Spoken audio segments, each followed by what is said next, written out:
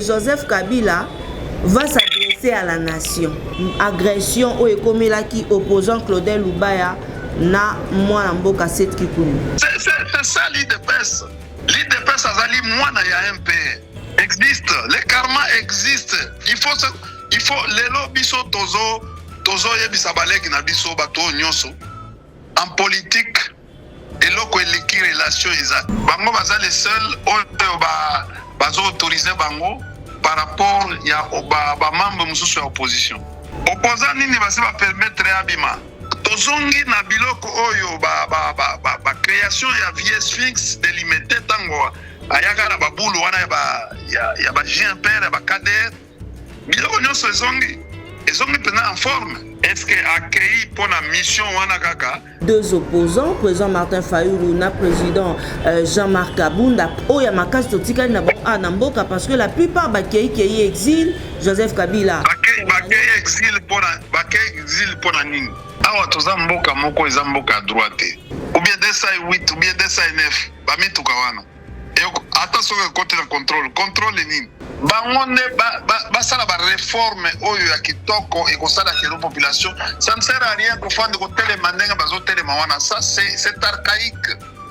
Faut pas trouver ma modèle mususu. Vous prenez des mesures comme ça, vous n'avez pas de société de transport.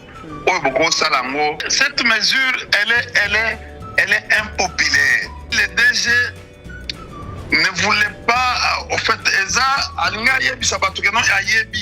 alors que non, il lui doit être la sommation de toutes les intelligences. Il y a Ogifrem. Sogi ministre azaka mayele kaka na courrier wana ndia ako arrêter même na parquet kana courrier wana ba composaki yango mabe omoni Ogifrem ezali o babenga yango conseil des chargeurs. Eza rétro commission T. Rétro commission Fabilo wana te. Les DG à se compromettre na makambo ebele. Ce n'est pas seulement les DG.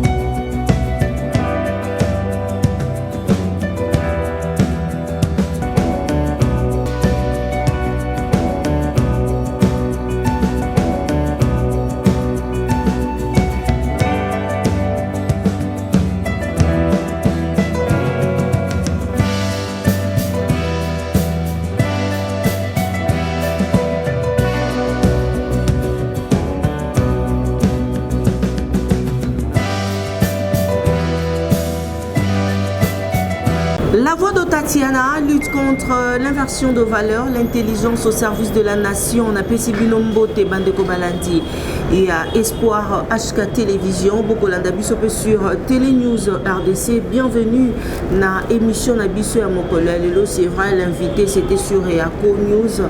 Mignon sur Ekomi Éducation Politique. Voilà. Mokolo elelo engumba kisasa et tona qui vraiment au ralenti hein totala qui penza lelo mokili ezalaki na likambo ya contrôle ya vignette contrôle technique assurance peut permis de conduire na kolobela yango na éducation politique tokolobela mambi me mazali penza maike kasi pona lelo na koyamba nanu mpona bino mwana mboka India au mari to solola autour ya maimatali mboka na biso République démocratique du Congo parce que moko ya bayi communicateur ya président de la République alobi que ba autorité ya AFCP M23 ba kimi na ville ya Goma vers Gisenyi tokolobela yango mokolo ya lelo. nani nde azali vrai opposant na mboka na biso. L'opposant Jean-Marc Kabunda aterrisaki mokolo ya lelo na tongo na Bruxelles pona likambo ya début ya tournée héros américain na likambo ya tope na cadre ya processus en cours sur mambima ematali dialogue national pe inclusif. Lelo nakoyamba pona bino India Omari akolobela makambo mana manson tokolobela yango lelo bandeko balandi na tina te tosombi tinya makanisi pona maematali mboka na biso République démocratique du Congo. Maemazali koleka na lelo na mboka na biso nyonso tokolobela yango na le politiste India Omari. Mbote na yo. Mbote mama Tatiana. Les politiques c'est sengwezali et pas biso koyamba mokolo ya lelo tolingi d'abord tozwa point de vue na yo par rapport ya matali contrôle technique vignette assurance on a nyonso ekosala $564 pour te congolais atambola malamu na nzela. Analyse na yo nalingaki koloba en tant que politiste na matali mokolo ya lundi au Kolobani. Nalingi quand même na pesa yo mbote mingi. Merci. Na pesa pe bakinoa mbote et puis na remercie yo yebi que non naza na période ya repos médical. Puis naza pe na mwa mobembo. Na pesa bakinoa mbote mais bai kampiko mbongwana teteli ezokoya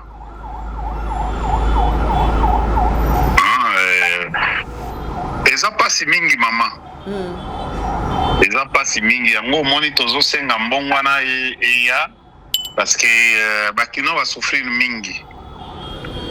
mingi oyebi soki nzela ezali makambo nyonso wana bambongo nyonso bazokofutisa bato ekofuta soki lifuta mwa productivité ezali bato bakofuta na bango so bato bayebi ke no mbongo oyo nazofuta ezosalisa mpe ngai moko po ezotonga mpe babalabala neti bavignette wana kinoa kofuta yango mais le problème c'est quoi kinoa azomituna nakofuta mbongo oyo nyonso wana ezokende pa mosusu ezokende pa balibane bon wapi intérêt na ngai awa toza mboka moko eza mboka ya droit te moya koreklame badroit eza te bon et puis de deux eloko nyonso ntango elingi esalema bongo po esalema na ndenge ya lolenge ya alima sensibiliser. Pourquoi le gouverneur est incapable de pouvoir sensibiliser la population, parler avec les groupes sociaux calmement? Ça ne sert à rien qu'on fasse ça bateau, qu'on trouve bateau. Pour qu'on loue 3000 personnes, on a pour comme ma ville, c'est difficile. Mais pour yakoya kagapo, baben na madesu ya bana, c'est plus facile. Il y a qu'on retrouver 3000, 4000, 6000. Au moins place mutema mabezali. Lelo na kisasa oyo ekoma soki mbula ebeti nzela eza te biso toyebisaka bango au problème ya gouvernabilité ya ville gouvernance ya ville toyebisa bango ke no batika bamituka oyo kodedouane bamituka oyo akala bango bamona biso neti biso toala mayele te. Rappelez-vous de Matata Ponyo tozalaki na bambouteillage oyo te bake kozwa babiloko bamoteur bakatikati ba 207 ezongi na modele mosusu lelo tokoma na tovivre situation oyo tozovivre nzela mpe bozokende kotiaka banzela nzela eza na kini te baroute secondaire eza te. Est-ce que le gouverneur ne peut pas imaginer comment akozongisa bamanzela mosusu? Bon, à moindre fait. Bon, kinoa yebi lelo chanson ezali moyibi Bouibi. Le problème, c'est quoi? Les fêtes, il y a quoi? Bazo miti à bon, donc au foot à mon on lobby combien? 500 combien? $564. Bon, c'est quoi? Aux autres 5 à mon tour. Un foot à 500 du coup. Parce que awa, ce n'est pas quand même la porte de la foot à Cambo, nous à crédit. Baso kufuta malembe osengi mutumba moko afuta mbongo wana bon salaire na eza boni mais tout ça ça se calcule, tout ça ce sont des choses qu'il faut aller avec population soka monique non au moins une population na biso oyo ya Kinshasa toza discipliné soto yebi que non mbongo wana nazo futa yango et pour ça la musala pona boye. Ailleurs, l'assurance n'est pas gratuite. N'est pas gratuite. L'assurance est payable, mais elle est obligatoire. Parce que yo mongo yebi non, les lots sont s'assurer en cas où au cas où il peut y avoir des problèmes. Lo konanga iko kinana mai. Au komi pesa yo mongo discipline. Yebi sanga 207 ou bien 208 ou bien 209 bamituka wana attention que côté le contrôle nini et au côté po et bima quand même et puis vous imposez comme ça un contrôle et vous acceptez d'importer bamituka marque wana est-ce que ozo monango za bamituka wana ezali en circulation. Alors que pour la place outil et tambola ressource et ils allaient pénaliser pour des problèmes de contrôle technique. Mais awa pour recevoir un mot pour étala et ça là. Le monde est en envers. Le monde est et outil na poto. Place contrôle technique. Ils allaient sérieux. Baboyi mituka wana etambola manzela wana banzela ompena manzela ya bien boye nango siko awa bondimi ekota awa mais okota awa peut exiger contrôle technique. Maman Tatiana, est-ce que vous trouvez ça que assurance ezali pona yo moko moto assurance? Oui, assurance na mamboka nyonso c'est obligatoire te. Il faut battre yango moni tout ça qui loi sur les assurances. Aujourd'hui, on a plus pratiquement au fait tout ça yango et comment même yo ko créer pe société na assurance. OK. On comprend? Par exemple ngai moto azo assurer mutu kananga par exemple eza na sankuru na société moko ya sankuru. On comprend? Nde moto azo assurer mutu kananga c'est mon assureur. Eza pena ba motocycliste bango pe lelo bazali ko landela bango. Bon na yebite est-ce que ba kokoka bango? Le problème, ce n'est pas qu'on l'ande là. Le problème, c'est quoi? Il faut laisser à la population yemoko amona. Bangonde ça la réforme oyo ya kitoko et ça la population. Ça ne sert à rien qu'on fasse de télémandenga bazo télémawana. Ça c'est archaïque. Faut pas trouver ma modèle mususu. Obi na pesio exemple moko. Yango société moko oyo bazo benga ngo yango. Et yaki awa pa société à transport yango ndongo ebisa biso.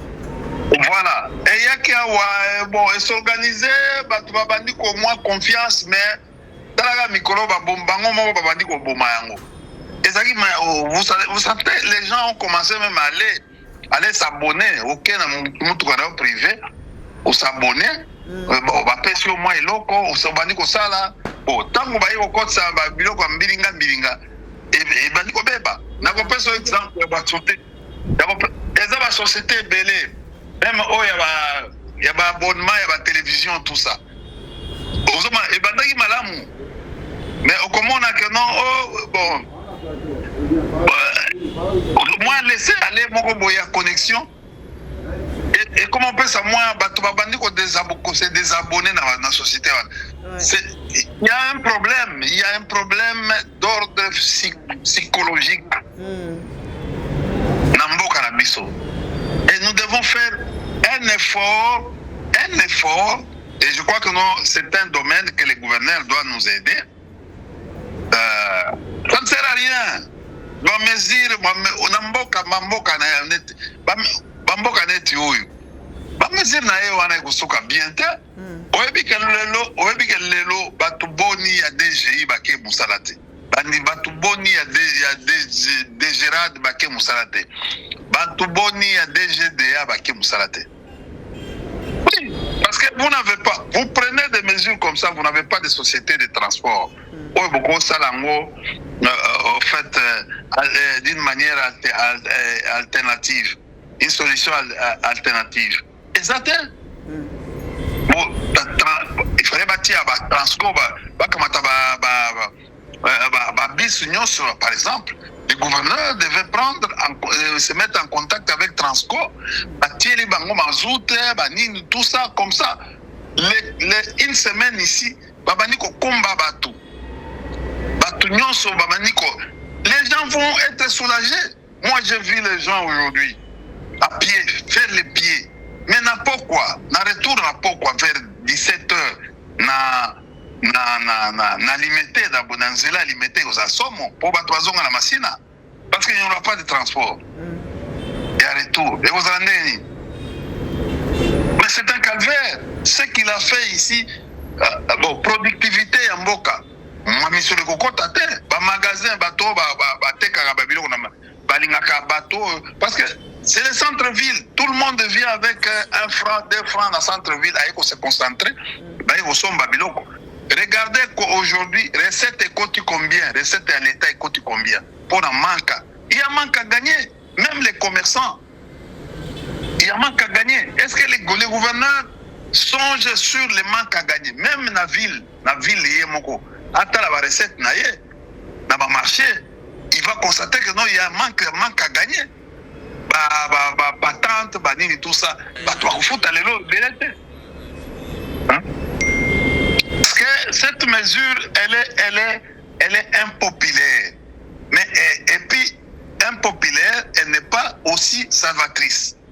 C'est une mesure où il y a zui yango, bon, n'a évité, n'a évité. Et puis, bon, condition nini après. Parce que on suppose que non, comme on a pensé unique. On suppose que toute la masse là, est à IDPS. Parce que IDPS est à zone d'ima. Parce que les lots moyens globalisés, on a bloqué pour l'opposition, balingi penser des sons de cloche, balingi sens unique. Sinon, bagotinda milice, mais en fait, et là on a bango on a police politicienne.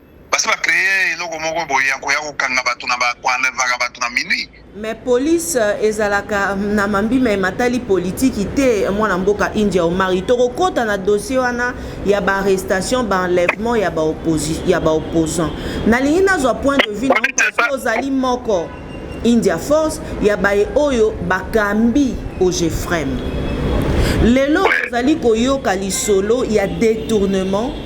Il y a 1 640 000 $ américains India Omar. Tozo linga tozo point de vue na yo force parce que toyoka kite ministre ya transport azali ko senga amona pole sur cette affaire. Est-ce que okoki kolimbo la biso nanu malamu mosolo wana rôle na yango ekendeki kosala bwebwe parce que selon ministre ya transport Jean-Pierre Bemba alobite mbongo wana kolandela musala o babimiseli yango esali musala moko ya malonga te yango alingi te amona pole likolo ya likambo yango yo kolobani. Bon maman oyebi c'est très technique. OK. Notre discussion, bon, moi j'appelle ça comme une polémique. Comment ça? J'appelle ça comme une polémique parce que j'ai vu les dossiers et kokota na mesa na ngai bon na bandi kotanga d'abord na monaki na télévision j'étais surpris de voir le DG azopesa ministre vice-premier ministre ya transport une enveloppe à l'ordre de $1 million. C'était ça, non? Ouais. Contribution na effort de guerre. Hein? Alors, je me suis d'abord dit, est-ce que les DG a objet social à l'entreprise? Est-ce que les DG sait ce que ça veut dire établissement public? Bon, cette entreprise, bon, tant qu'on va ça là, état des lieux, état financier. Bon, en fait, c'est comme ça que non, au monde que non, il faut qu'on combat ba DG belé na ba DG na ba PCA et belé, ba ça recyclage na ISC. Pourquoi nazolo ba bongo koza cour moko ezali wana ba benga ngo journal des états financiers. Je crois que non na ISC c'est le professeur Mbangala qui était l'ancien DG à ISC Moutouapé Sagango. C'est vraiment un bon coup. En tout cas, la plupart des DG, il faut Kotawana. Parce que au moni les états financiers, qu'on certifie même les commissaires au compte pour certifier les états financiers, il faut beaucoup d'exercices. Et c'est beaucoup d'exercices parce que il faut qu'il y ait un travail cohérent entre je peux dire la trésorerie na commissaire au compte.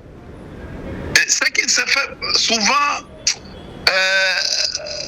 il y a complaisance dans l'entreprise publique.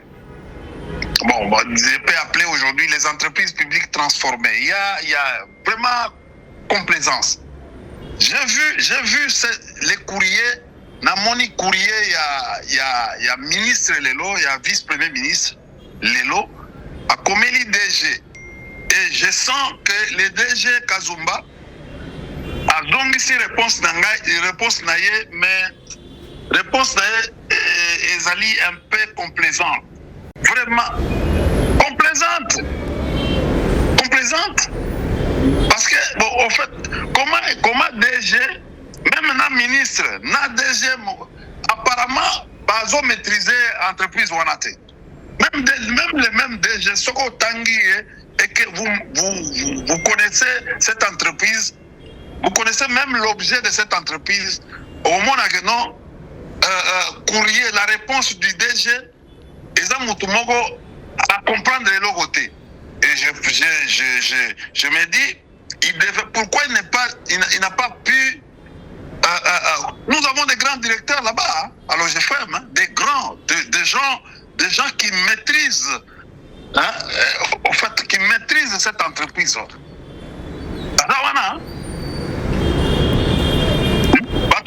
Directeur Monkoana. Excusez-moi, na Kotangaye, Moutouneti Moko.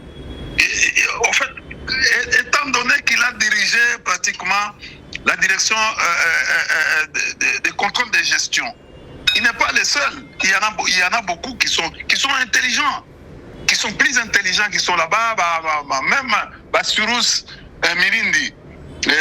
Directeur Sourous, ce sont des garçons intelligents. Bon, ça fait longtemps que pourquoi il n'a pas utilisé tous les directeurs avant Obasele? Même celui qui était avec nous, il y a un directeur qui est professeur là, qui a été dans la cellule, il y a juridique qui était au Katanga, qui est là. Il y a des gens qui ont des maîtrises. Qui sont là-bas. Pourquoi a utilisé qui bangote ba fandawana ba répondre techniquement les ministres les VPM. Problème, je sens en lisant les courriers du DG, je sens que au fait il y a un problème Ezali Nini. Bon, c'est comme si le DG ne voulait pas, au fait, alors que donc, il lui doit être la sommation de toutes les intelligences. Il y a Ogefrem.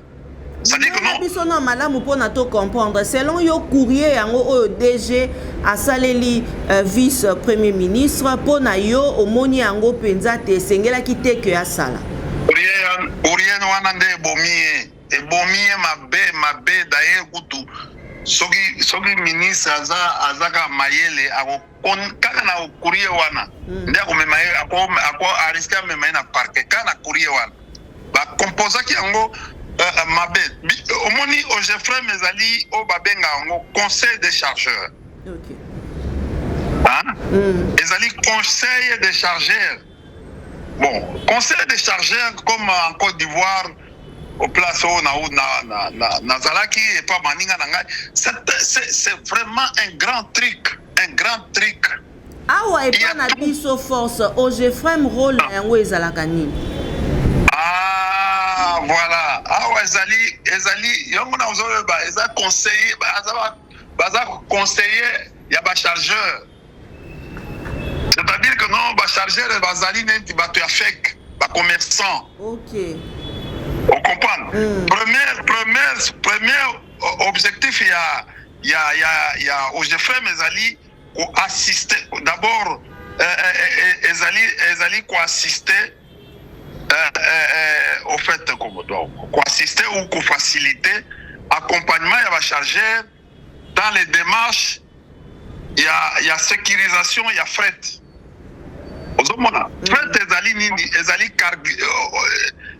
fret ezali cargaison babengango fret ezali cargaison c'est-à-dire souci à liboso ya Ogefrem ezali d'abord azali conseiller à ba chargeur ya ba commerçant comprendre pour faciliter bango ba démarche na bango nyonso azo accompagner bango na ba démarche et puis musala mingi ezali pona ko sécuriser fret.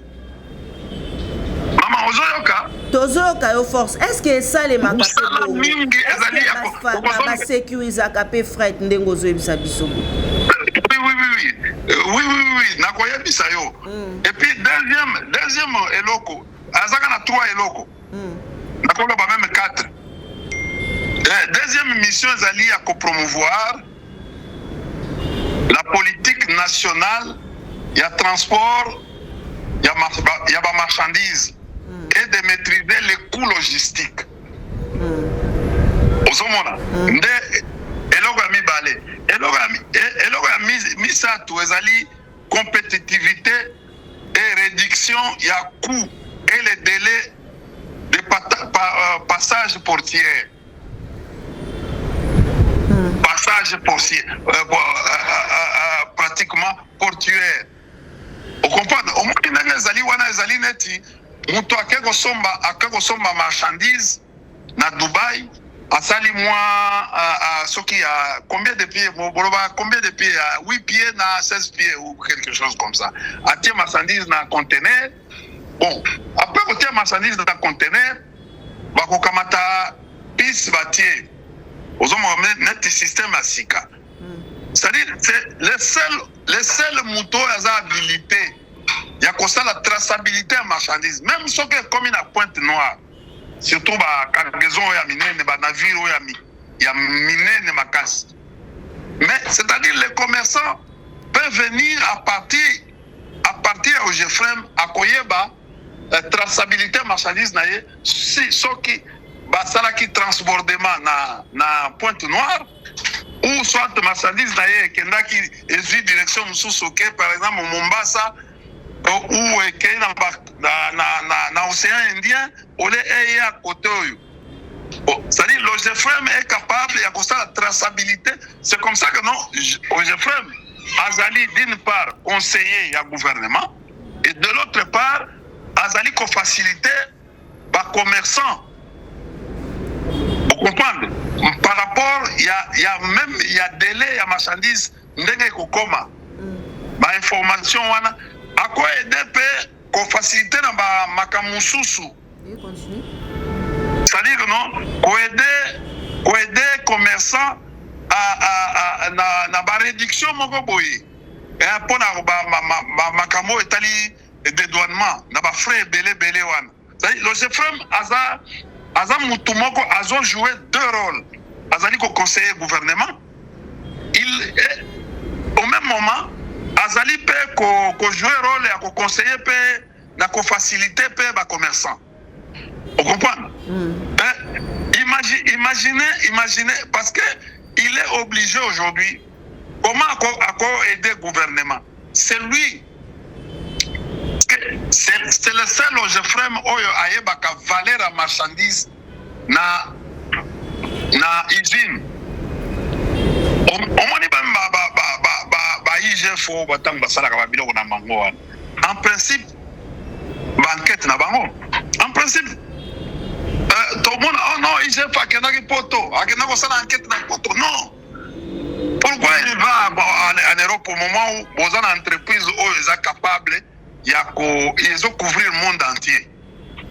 Ceux qui ont une machine, les lots tapés, tel bonbon à l'usine, ceux qui ont un bonbon, mais ils sont made in France.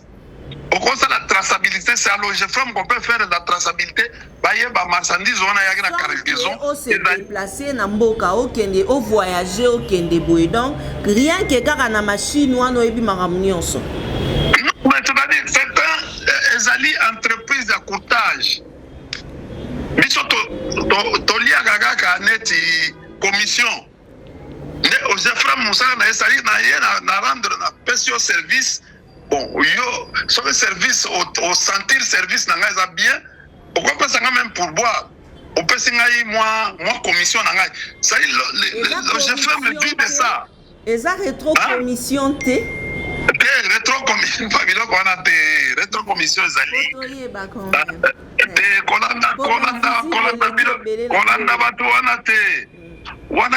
C'est-à-dire, le problème c'est quoi? Il faut aujourd'hui, en principe, il faut pas valoriser l'entreprise. C'est vraiment un grand truc qui peut générer beaucoup d'argent dans Mboka Oyo. Et puis, à partir, marchandise, à partir au GFREM peut avoir service de ces renseignements. Au GFREM, par exemple, Moutumususu, on l'a déclaré ailleurs à Saliba emballage wana.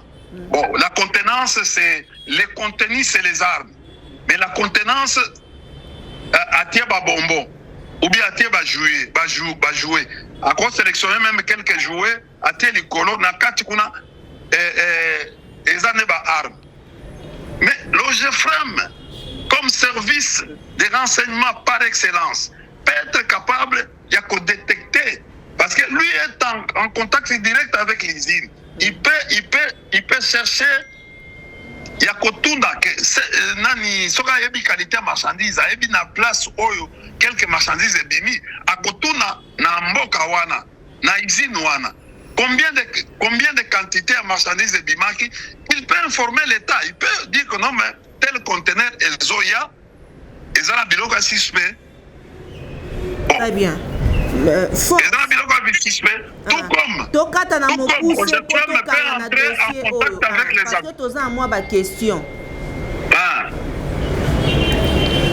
comme le GFREM peut entrer en contact avec les aviseurs pour que non et le GFREM peut sauver l'État. Bon, na cadre wana ya oba tobe na ferry, c'est-à-dire fiche électronique des renseignements à l'importation. C'est-à-dire, ferry, c'est-à-dire fiche électronique des renseignements à l'importation. Tozana ferry na ferry. Ferry peut aller fiche électronique des renseignements à l'exportation. Nous sommes, c'est-à-dire, en fait, le GFREM, c'est un service de renseignement par excellence. Batoyo, qui était par exemple, Moutoya a signalé à Bibo, au monde makambo ezokoya conteneur wana ezokoya eza na biloko suspect. Ou bien par exemple ole alobi que non ezali ba biloko kaka ba accessoire zoka ezali ba moteur moko ya sika par exemple. Quelqu'un qui est allé ole asomba ba occasion d'Europe asombi ne ba moteur ya sika. Mais atie bango kamati na moteur ya sika atie yango ba bilamba na kati à couvrir yango ou à couvrir. C'est-à-dire nous il a aidé l'État parce que sinon ce qui taxation il y a douane et ça les mis douane a risqué ya ko pesa ba valeur moko oyo ezali yangote. C'est pour cela que non qui connaît la valeur il y a ba marchandise ou à l'usine en fait au lieu de ezali ko accompagner accompagnement il y a ba chargeur akolo bageno tout ça la rappel boye dans cadre wana et akamati lettre wana sali yango bien annexé ba seng na trésorerie ba annexé ba dépense nyonso ba mbongo ba sorti mbongo nenga sala ki wana sur le plan ya comptabilité après si ministre. Bon, ça devait passer peut-être à l'inga convaincre moi ministre mais côté nenga sali eloko wana ministre amoni yango. Bon, en fait, à comprendre le texte. Force. À mon avis, suspect. Pourquoi? Parce que. Il y a des réponses. Il y a des réponses. Abimisi Mbongo, on a la rubrique ni. A justifié la rubrique. La rubrique ni. Ce que j'ai dit, ça va mon mois. Bon, 150 chaque mois. La rubrique ni. Alors que. Qui lui a donné la marge? Parce que marge, il y a une rubrique, il y a 150 000 dollars chaque mois. En principe, c'est le conseil d'administration qui devait siéger, vous comprenez? Qui devait siéger, Bazui Mikano, et puis Batini Yango. Ce qui, et pas ministre, ce qui ministre en ayant 8 jours à répondre en côté. Bon, ça entre dans. En fait, il y a les DG à se compromettre dans Makambo Belé. Ce n'est pas seulement les DG. Mais en fait, je ne sais pas quelle est la responsabilité du PC, du conseil d'administration. Je ne parle pas du conseil d'administration comme parce que vous pensez que le conseil d'administration c'est le PCA. Non, le PCA est membre du conseil d'administration. Il ne peut pas agir unilatéralement, il doit agir conformément à la majorité absolue. Il y a conseil, c'est-à-dire les 5. Sauf qu'Azali, par exemple, a 3. Bon, au fait, la décision passe.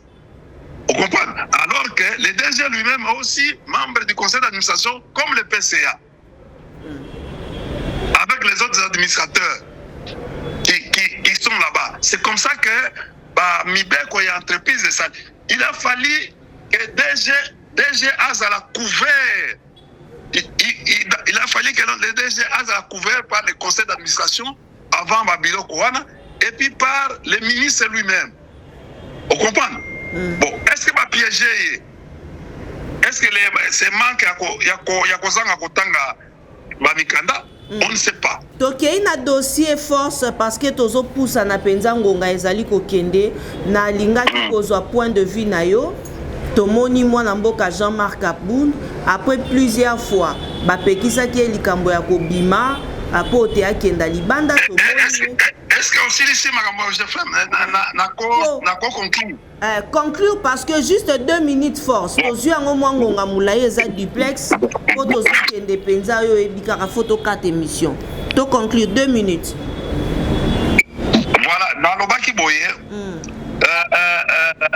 Ojefrem ayebi valeur sif na valeur fob y a marchandise hier en principe le jour où on va rentrer au pouvoir, on va essayer d'intéresser pour que au FIDA à côté de sa recette belée tokote ya batu batu ba comprendre valeur ya Ogefrem wana eza eloko batu non eza eloko il faut que na Côte d'Ivoire pour mona eloko wana mukonzi ya Ogefrem na Côte d'Ivoire même batu ya aner ya Côte d'Ivoire babanga kai président lui-même d'ailleurs en Côte d'Ivoire c'est pratiquement l'ami du président. C'est-à-dire que quand on te nomme là-bas, tu pilotes même les services. Tu es en contact avec tous les services parce que yon ne ozana makamunyoso. Très bien. Makamunyoso. Force. Tozo kenepena mwambango. Nazo kenembango. Pona kosilisa. Na ingana loba boye que non. Omoni makambo e utoleka wana en principe na ba entreprise tozaka na trois neti Ogefrem wana tozana trois structures. Structure ya liboso ezali o babengi conseil d'administration. Deuxième structure ezali o babengi direction générale. Et directeur général est composé du DG et des DGA. Et troisième structure babengi commissaire au compte. Commissaire au compte, c'est une structure oyo banomaka deux en dehors de DG DGA oyo ba nommé comme na direction générale ba na conseil d'administration ba nommé ba administrateur kozali oyo ba bengi structure ba bengi cour des comptes ezali moko ezalaka toujours une structure dans cette entreprise Ogefrem moko akouta na IGF mususu akouta na cour des comptes. C'est le président lui-même qui nomme, c'est les deux personnalités, Baye, Bakole, Bango. Batouana Bazan au service, les deux personnalités, Bazan au service, il y a conseil d'administration. On a ça là, peut-être audit. Et puis, Basali audit, tant que Basali audit, auditer DG, gestion à DG, Batindi directement dans la cour des comptes. Le problème qui se passe ici, c'est qu'il y a une complaisance. D'abord, il y a ministre Moko, il y a conseil d'administration, ce qu'on va dans le dossier. Il y a cour des comptes aussi, il y a conseil d'administration, non ministère. Parce que apparemment, bayebi mozindo ya entreprise wanate bayebi ba secret entreprise wanate c'est comme ça qu'on dit s'il vous plaît tozo qui ma derrière ngonga ah bazo signaler ngai ngonga tozo nanu na maloba suka na opesa yo peut-être parce que il faut to kota na ba sujet apparemment to vandeli Ogefrem mingi to ana dossier ya opposant Jean-Marc Kabund a komisika awa na balobi ki akei na tournée héros américain ndenge otoyokaki mbela yango permettre bien sûr toyoki te tournée héros américaine Jean-Marc Kabund akei auti pe kutu ko atterrir déjà ndenge obayebisaki biso mokolo ya lelo na Bruxelles oseki nini na seki kaka parce que bongo biso batu ya PPRD soto meki bazo banga biso koleka on est autorisé mais biso bazo ko sala enlèvement na butu na ba 2h 3h du matin parce que na ki avoir accueilli kuna eza na cadre ya processus en cours sur likambo ya dialogue national peu inclusif aza les seuls bango baza les seuls oyo bazo autorisé bango par rapport ya ba membre mususu ya opposition. Mais il n'y a pas d'opposant à Tshisekedi. Ou bien bango baza ba opposant respectueux. Donc comment opposant nini va se permettre abima. Mais Jean-Marc Kabund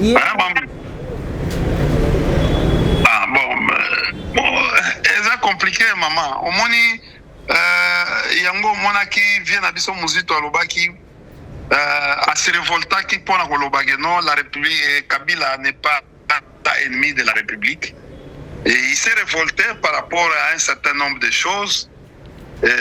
Merci Kulutu muzito na révolte na yo Mais bon, nous savons qu'aujourd'hui, chasse à l'homme qui se produit na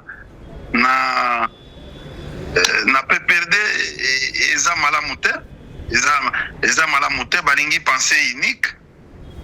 Tozongi lelo na mobutisme na dictature oyo wana, bon saka yonsa ezongi, makambo nyonso ezongi, bakader biloko na ezongi, bakader na JMPR oyo eza kobeta bato bafimbo, biloko nyonso ezongi, baibu mpe bazongi, baibu bazongi, parce que les mêmes, c'est-à-dire on est en train tozongi na biloko oyo ba création ya vie sphinx délimité tango ayaka na babulu wana ya ba JMPR ya ba kader, biloko nyonso ezongi pena en forme, donc en tout cas bon il a fallu abimana non abimi apesi biso ba élément bon. Donc, l'élément n'y a pas si bino parce qu'il y a voyagé, à qui il y a un dialogue. Madame, il y a ce que tu bien, tu veux faire une analyse de connexion. Et ça, mon mani. On a organisé, et ça, moment où, fin janvier. Tu sais, depuis que Toyoga Makambo oh non, Trump a boyi, bon, Soki audience, Soki Nini, vous ne voyez pas que non, il y a na Belgique, il y a une délégation ramassée na Belgique, sombeli bango ba billet ba ke États-Unis, pour devant conseil de sécurité, avec les journalistes Yves c'est lui qui couvre ça médiatiquement, d'une manière médiatique, aux États-Unis devant Conseil de sécurité, des Nations Unies. Yves comment on l'appelle, Yves, les journalistes à RTNC, comment les Yves Abdallah. Recruter pour des raisons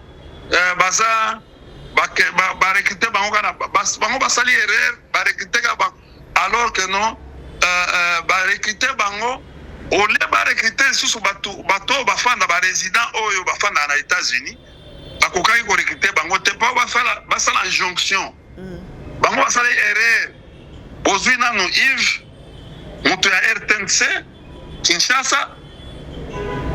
Et en plus, aujourd'hui, Batouana va que nous téléméla au fait Eloquan. Bon, je ne sais pas qu'est-ce qu'on est en train, les lobbies qu'on est en train de faire actuellement. Est-ce que on ne cherche pas à utiliser notre frère? Il n'est pas aussi dans les lobbies. Bon, ce sont des questions qu'il faut se poser. Dans l'analyse, analyse de connexion, ce sont des questions qu'il faut se poser.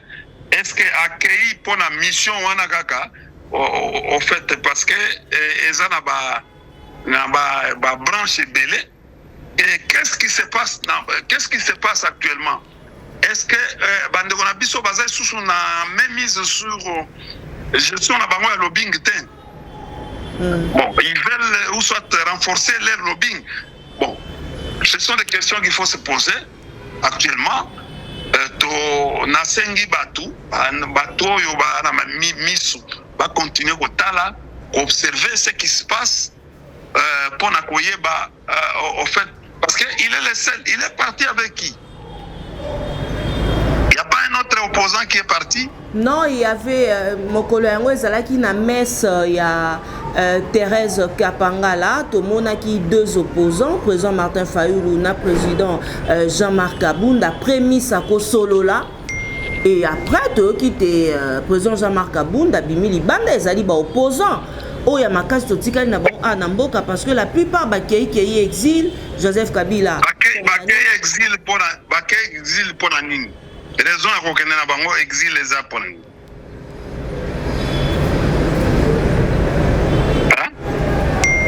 Maman Tatiana, au Canada. Kayo force.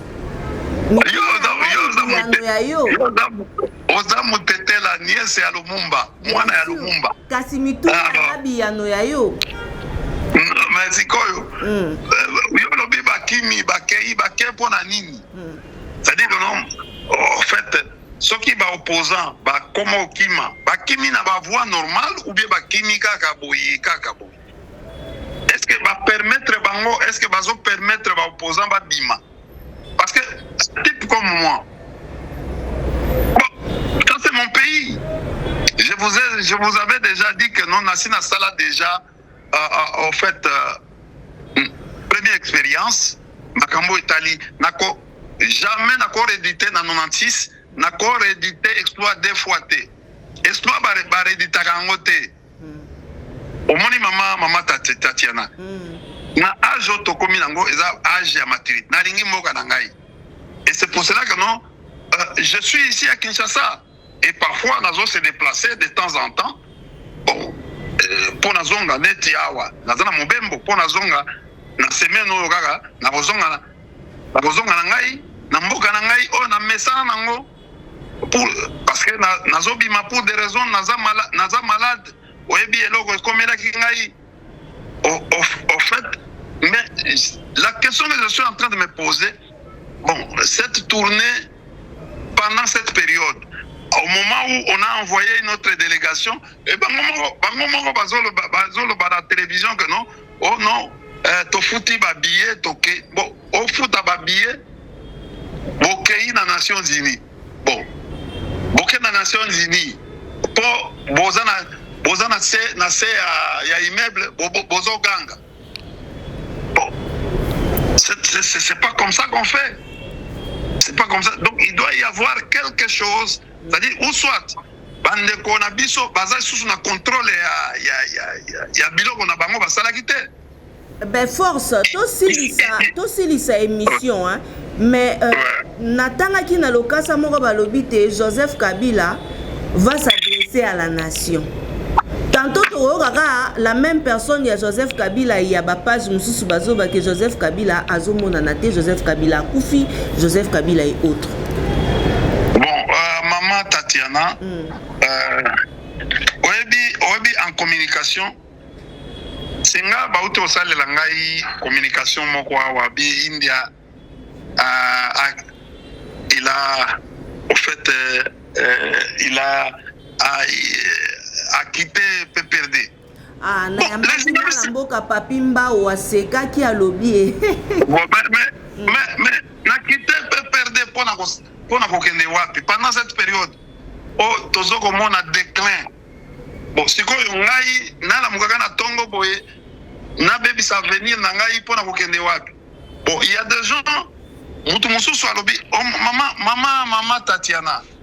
Rôle ya caméra yo comme journaliste rôle ya caméra ezakani kozwa biso caméra oyo ya au fait nani petit nanga maestro Eric Lukieba rôle na ezakani ko filmer rôle ya caméra ezakani nzela etando pour que batu balanda biso esengeli na loba liboso caméra ndezalaka azalaka fait mission, c'est-à-dire Moussa na ezali a copier sa preuve. Il y a ba image na son. Yo mutola mugi na tongo lobi mon au fait je suis formel mais caméra et lobby que au fait ba pesa qui est $100,000 et pas il y a ndeko Kabuya. Ba pesa qui est $30,000 ou annoncer mais faire accompagner ngo par la caméra signifie des preuves, n'est-ce pas, en journalisme? Nozolingo lobela nani?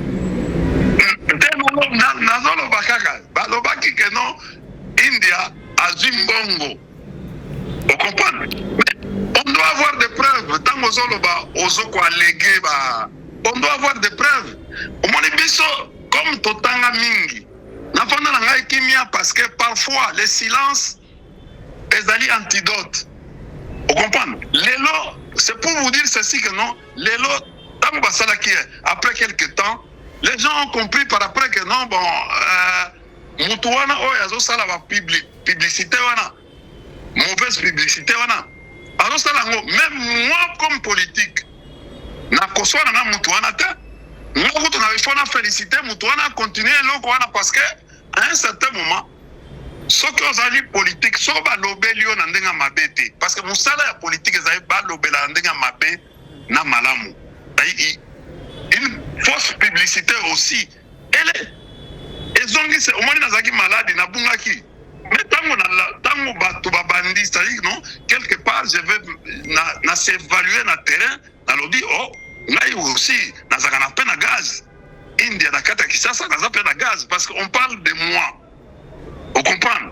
Et na poto pe bato mosusu o ba journaleux bazolo ba pe na ngai, mais mutu azo se dévaluer za mutu azo ya ko boaka fausse information na miso batu.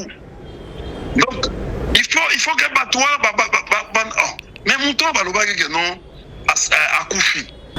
India Force réseau Mobulu awa bazo signaler déjà tokomi na suka 2 minutes point de vue na yo sur agression o ekomelaki opposant Claudel Lubaya na mwana mboka Seth Kikuni. Bon, maman tozongi kaka na deuxième république. Affaire ya Terminator na Banzing Zong, tout ça. C'est ça l'IDPS. L'IDPS azali mwana ya MP. Tout ça, c'est comme ça que c'était. Les Sphinx faisaient des missions comme ça. Même dans les ambassades. Il faut retourner. C'est une histoire. Histoire est bandit les lotés. Babilo Konyoso wana. Au moins, à un certain moment, le vieux Birundois, quand on vit sur Tozagina stop, le vieux Birundois était en train de nous dire complot n'engezaki ko salema à l'époque tango bango nyonso bazaki nanu avant que même le vieux Pandaji là a récupéré petit naïe le vieux Sphinx. C'était comme ça. Il y a eu makambo eza ebele. Yo kasi que non vieux wana komaki kaka ministre de l'intérieur kaka boye pamba. A comme ministre de la justice kaka boye pamba. Hein? Pour comme ministre de l'intérieur, il faut la barbouze. Aux Afrique. Mais c'est la même configuration presque. Nous sommes en train de vivre. Donc, tous souhaiter bango, bonne chance, continuer à menacer. Mais mboka na biso. Aujourd'hui, tout le monde est devenu suspect. Mais au constat la politique n'est aux suspects. Tout le monde, parce qu'il y a une gestion par peur.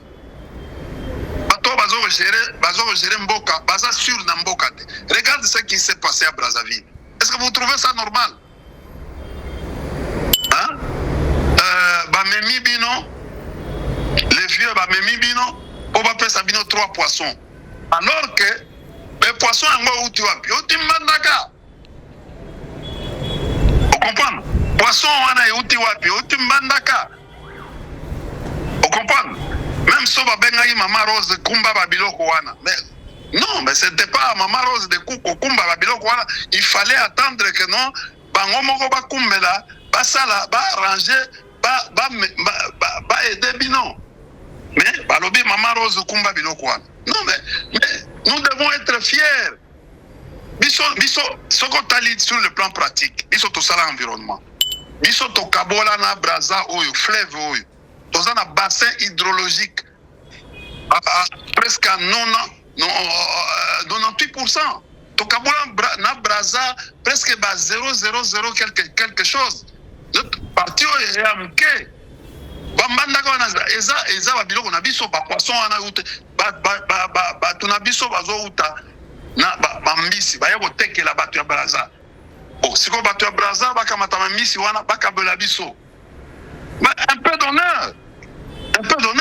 Alors que il suffit les lots 2 ou 3 poids au fait bateau à pêche.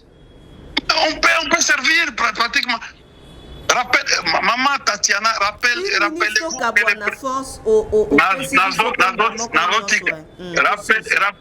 que le président de la République ndeko na biso Monsieur Chilombo akendaka na clé na kinkole clé na congélateur moko na frigo moko na kinkole alors voilà la clé il y a solution il y a makambo et tali pêche tilelo on ne peut pas aller envier poisson il y a braza alors que tous les poissons nous avons les lacs les plus deuxième lac les plus poissonnés du monde c'est le lac Tanganyika avec des couches, c'est 17 couches.